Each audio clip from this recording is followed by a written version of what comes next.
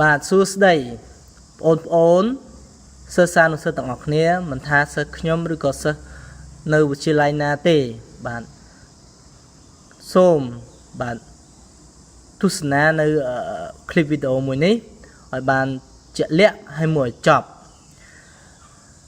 បាទคลิปវីដេអូនេះគឺខ្ញុំធ្វើតាក់ទងជាមួយនឹងរូបមន្ត Protein-Ribosum តាមពិតរូបមន្តខ្ញុំធ្វើបានច្រើនហើយបានផុសក្នុង channel Channy IT នឹងឬក៏ Suong Channy នឹង UI ឬក៏ច្រើនហើយក៏ប៉ុន្តែមាន clip វីដេអូមួយគឺខ្ញុំមិនបានបញ្ចេញសំឡេងមិនបានបកស្រាយទេខ្ញុំគ្រាន់តែធ្វើ slide បង្ហោះជារូបភាពឲ្យពួកយើងមើលទេបាទប៉ុន្តែមិនអីទេថ្ងៃនេះខ្ញុំនឹងបកស្រាយពីរូបមន្តមួយឲ្យបានច្បាស់លាស់បងប្អូនជួយចិត្តមើលអា slide រូបមន្តមុនក៏មើលទៅហើយបងប្អូនមើលនេះទៀតក៏មើលទៅបាទអញ្ចឹងបើអ្នកមិនទាន់បាន subscribe សូម subscribe ប៉ុន្តែបើអ្នក subscribe ហើយសូមមេត្តា share វីដេអូនេះដើម្បីចែកជូនដល់មិត្តភ័ក្តិរបស់យើងទៀតមិនថាសាលាយើងសាលាគេដើម្បីឲ្យគាត់ដឹងថាឲ្យបាននៅរូបមន្តនេះផងហើយដើម្បីចែកចំណេះវិជ្ជានេះតទៅទៀតអូខេឥឡូវយើងបន្តបាទខ្ញុំដាក់ចំណងជើងថារូបមន្ត Protein-Ribosum Protein-Ribosum នេះគឺវា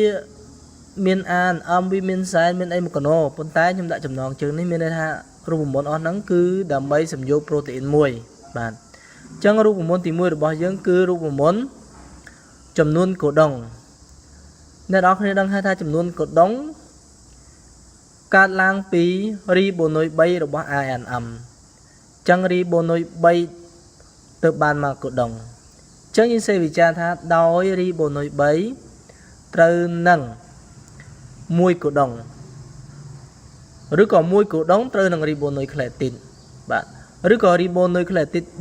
3ត្រូវនឹង1កូដុងគេបានចំនួនបាទគេបានចំនួន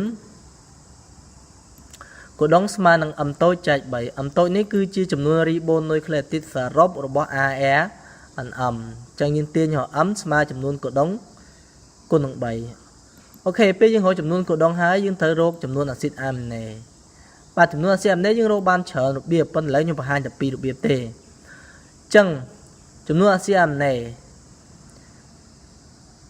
គេពេលសំយោគប្រូតេអ៊ីនចាប់ផ្ដើមដោយកូដុងផ្ដើមនិងកូដុងស្តុបបាទអញ្ចឹងគេបានចំនួនអាស៊ីតអាមីណេស្មើចំនួនកូដុងដក2បាទរបៀបទី2គឺ3ចំនួនអាស៊ីតអាមីណេដោយរីបូនុយ3ជាក្រមនៃអាស៊ីតអាមីណេលើច្រវាក់ម្ខាងរបស់សែនមានកូដុង2គឺកូដុងផ្ដើមនិងបាទកូដុងផ្ដើមនិងកូដុងស្តុបគេបានចំនួនអាស៊ីតអាមីណេស្មើនឹង m ដក6ចែក3បាទ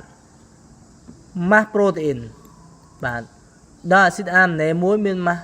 110ខ្នាតកាបូនគេបានម៉ាស់ប្រូតេអ៊ីនស្មើចំនួនអាស៊ីតអាមីណេគុណ110ខ្នាតកាបូនអាស៊ីតអាមីណេជាអ្វីអាស៊ីតអាមីណេគឺជាធាតុបង្ករបស់ប្រូតេអ៊ីនបាទទី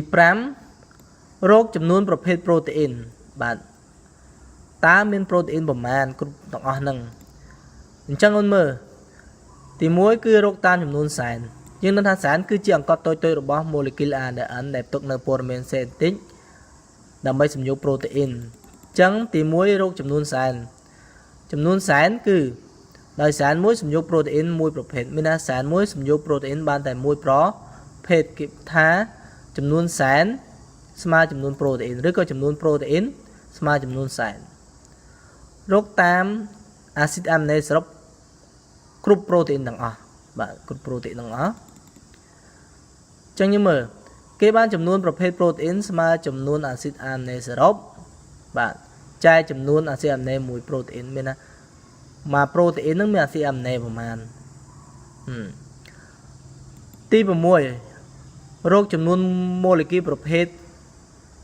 រកចំនួនម៉ូលេគុលប្រូតេអ៊ីនដែលសំយោគលើរីបូសូមឆ្លងកាត់អាអំណំសាឥឡូវយើងអាហ្នឹងក៏រករូបមន្តបានច្រើនដែរសម្រាប់វាក៏ពិបាកដែរករណីទី1ករណីថា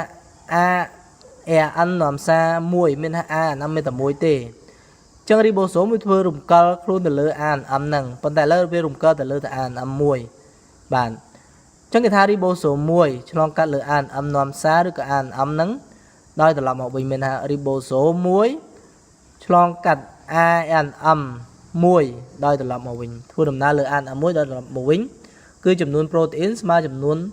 ដងនៃ ribosome មួយត្រឡប់មកវិញមានថា ribosome មួយ ARN មួយត្រឡប់មកវិញគឺយកចំនួន protein គុណចំនួនដងនៃ ribosome ដែលវាត្រឡប់មកវិញទៅវិញមកហ្នឹងមួយទៀតដែល ribosome ច្រើនឆ្លងកាត់ ARN មួយដោយត្រឡប់មកវិញបាទ n ដងចឹងគេយកចំនួន protein ស្មើចំនួន ribosome គុណចំនួន n ដងនៃ ribosome ហ្នឹងមានថា ribosome ច្រើនឆ្លងកាត់លើ